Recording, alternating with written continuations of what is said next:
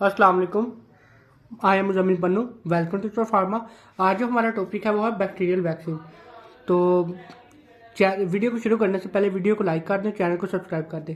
Bacterial vaccine वो vaccine होती है जिसे हम उस डिजीज़ के लिए चूज़ करते हैं जो डिजीज़ हमें बैक्टीरिया से काज हो रही होती है। ठीक है, तो अगर इसका वायरस से कोई रोल नहीं है, वो डिजीज़ जो बैक्टीरिया से काज हो रही है उसको ट्रीट करने के लिए, हम उसको प्रोटेक्ट करने के लिए, उससे प्रोटेक्शन लेने के लिए, उसको प्रिवेंट करने के लिए हम बैक्टीरियल वैक्सीन देते हैं। Bacterial vaccine is a vaccine that protects us against diseases caused by bacteria. ठीक है, ये दो किस्म के हो सकते हैं, लाइव एटेन्यूएटेड या इनएक्टिवेटेड किल्ड वैक्सीन। ठीक है, लाइव एटेन्यूएटेड का मतलब है कि यहाँ पे हम इसकी प्रिपरेशन में जो पैथोजन डालते हैं ना, वो हम वीक फॉर्म ऑफ डालते हैं पैथोजन, लेकिन वो थोड़ा जिंदा होता है। ठीक है, इनएक्टिवेटेड वैक्सीन वो होती है जो जिसमें हम किल्ड पैथोजन डालते हैं इसकी प्रिपरेशन में। ठीक है, ये चीज़ें थोड़ी सी आपने ये दो चीज़ें याद रखनी है।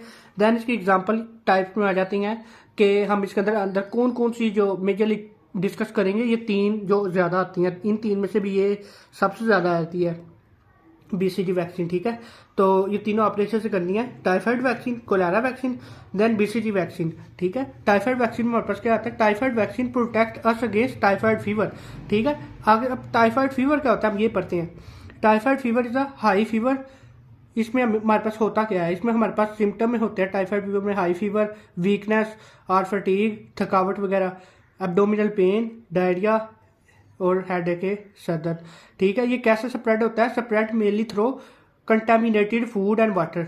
ठीक है, it is caused by bacteria salmonella typhi. इसका बैक्टीरिया आपको याद रखना है, साल्मोनेला टाइफी। ठीक है, ये याद रखने वाली चीज़ है। देन इसकी टाइप्स आ जाती हैं कि हमारे पास टाइफाइड वैक्सीन कितनी टाइप्स में प्रेजेंट है। ठीक है, मेजरली हमारे पास दो टाइप्स में प्रेजेंट है, एक इनएक्टिवेटेड इंजेक्टेबल वैक्सीन और एक ओरल लाइव एटेन्यूएटेड वैक्सीन। ये ओरल फॉर्म में लेते हैं बाय माउथ, और ये इनएक्टिवेटेड जो इंजेक्टेबल है ये पेरेंटल रूट से लेते हैं, इंजेक्शन से। ठीक है, तो एक वाइवा क्वेश्चन है और एक ये शॉर्ट क्वेश्चन भी आया है, इंपॉर्टेंट है कि हमारे पास टाइफाइड वैक्सीन को हम इंटेरिक वैक्सीन क्यों कहते हैं। देखिए, इंटेरिक का जो मेन मतलब है ना, ये इंटेस्टाइन के रिलेटेड कोई चीज़ होती है। ठीक है, और जो टाइफाइड फीवर है ना, it is caused by Salmonella typhi. ये बैक्टीरिया क्या करता है, स्मॉल इंटेस्टाइन को, सबसे पहले इसने स्मॉल इंटेस्टाइन को अफेक्ट करना है। स्मॉल इंटेस्टाइन को अफेक्ट करने के बाद जब बॉडी के अंदर एंटर होता है, इसने स्मॉल इंटेस्टाइन को अफेक्ट किया, फिर इसने बाकी जो हमारी बॉडी को अफेक्ट करना है। ठीक है, पहले इसने स्मॉल इंटेस्टाइन को करना है, फिर दूसरी चीज़ों को। ठीक है, तो इंटेरिक मीन्स जो मैंने आपको बताया रिलेटेड टू इंटेस्टाइन। तो क्योंकि ये स्मॉल इंटेस्टाइन को पहले अफेक्ट करता है, इसलिए हम कहते हैं typhoid fever is also called enteric fever. ये लिखा होगा यहाँ, typhoid fever is also called enteric fever. तो दैट्स वाई इंटेरिक फीवर इस की जो वैक्सीन है उसको हम कहते हैं इंटेरिक वैक्सीन।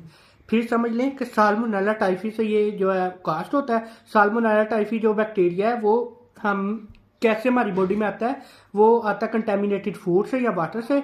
आने के बाद वो क्या करता है, सबसे पहले स्मॉल इंटेस्टाइन को जो अफेक्ट करता है। ठीक है, स्मॉल इंटेस्टाइन जो है वो रिलेटेड होता है इंटेरिक के।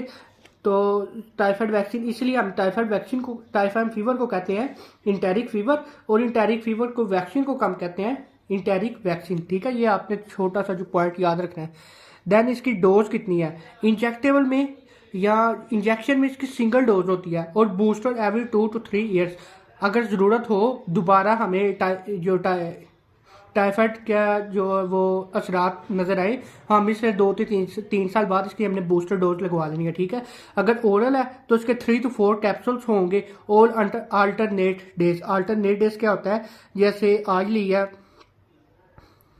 डे 1 पे, डे 3 पे, डे 5 पे, डे 7 पे, डे 9 पे, ये अल्टरनेट डेज है। ठीक है, बूस्टर डोज एवरी 5 ईयर, 5 साल बाद हमने इसकी बूस्टर डोज लेनी है। कब, इसकी एक कंडीशन है, अगर हमें ये दोबारा नजर आए इसके सिम्टम्स तो हमने फिर लेनी है। ठीक है, इसके हम आपको मैंने पिछली वीडियो में बताया था कि हर वैक्सीन लेने के ना कोई साइड इफेक्ट होते हैं।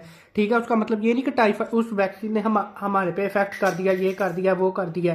ठीक है, हर वैक्सीन जब हम कोई डोप करते हैं उसके थोड़ा थोड़ा कोई साइड इफेक्ट होता ही है। ठीक है, जैसे कोरोना वायरस में फीवर वगैरह हो जाता था लोगों को, लोग कहते थे ये कोरोना वायरस की जो वैक्सीन है ये खुद ही कोरोना करती है लोगों को, ठीक है। ये ज़रा एज अ फार्मासिस्ट तो हमें इन बातों पर बिलीव नहीं करना चाहिए। इसके साइड इफ़ेक्ट क्या हो सकते हैं? जब हम इसका इंजेक्शन लेते हैं तो हमें पेन हो सकती है या रेडनेस हो सकती है एट इंजेक्शन साइट, हमें माइल्ड फीवर हो सकता है, हल्का सा फीवर, और स्टमक अपसेट हो सकता है अगर हम ओरल रूट लेना, क्योंकि जो कैप्सूल है वो हमारे स्टमक में जाएंगे ना, तो स्टमक हमारा जो है वो अपसेट हो सकता है, ठीक है। देन हम ले कहते हैं हमने टाइफाइड वैक्सीन ली, इसका एक्शन क्या है? इसने काम क्या करना है? इसने काम ये करना है, it helps the body make antibodies so it can fight typhoid germs if exposed, ठीक है। इसने हमारी बॉडी में वही काम के एंटीबॉडीज पहले से बना देनी है टाइफाइड वैक्सीन ने। तो जब हमें टाइफाइड जर्म्स हमारी बॉडी के अंदर जाएंगे तो पहले से तैयार एंटीबॉडीज ने उनको जो किल कर देना, ठीक है। ये छोटा सा काम है।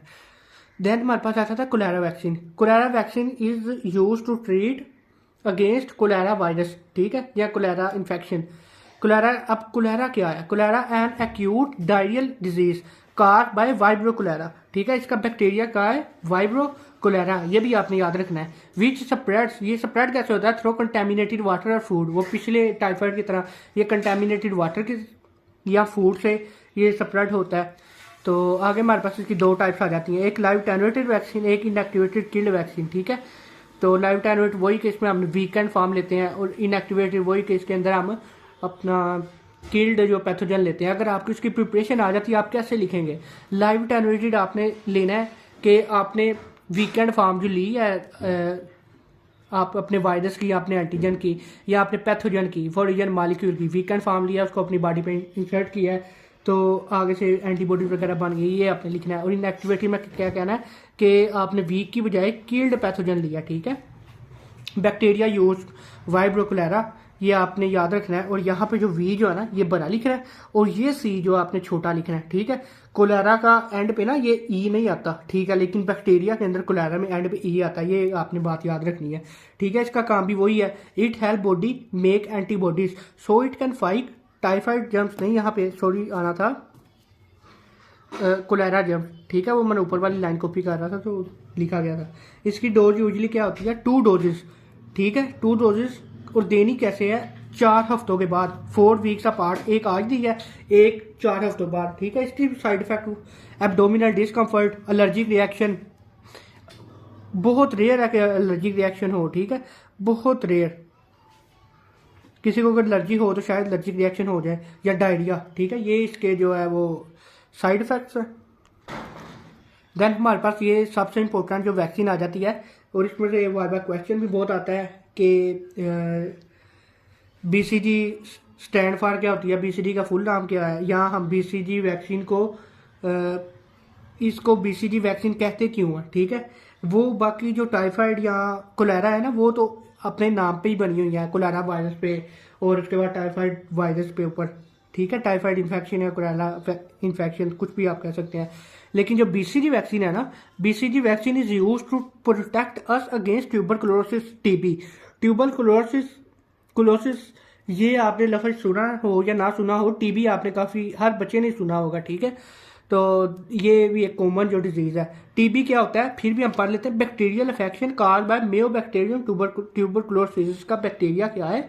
Mycobacterium tuberculosis. आपको शुरू में बैक्टीरिया वगैरह याद करने के लिए मुश्किल होगी, लेकिन ये बैक्टीरिया आपको याद करने पड़ेंगे, तो क्योंकि ये इसने आपका साथ सारा साल नहीं छोड़ना, तो ये ऐसे ही घूमते रहने हैं। मेयोबैक्टीरियम, उसके बाद वाइब्रो कोलेरा, उसके बाद सैल्मोनेला टाइफी, ये ऐसे ही अब आपके 5 साल चलते ही रहना काम, ठीक है। इसमें मेयोबैक्टीरियम ट्यूबरकुलोसिस बैक्टीरिया काज करता है, और ये करता क्या है? इसने इफेक्ट कर देना आपके लंग्स को इफेक्ट कर देना है। इसके बाद लंग्स को इफेक्ट करने के बाद इसने आपके अदर बॉडी पार्ट्स को भी इफेक्ट करना है, ठीक है।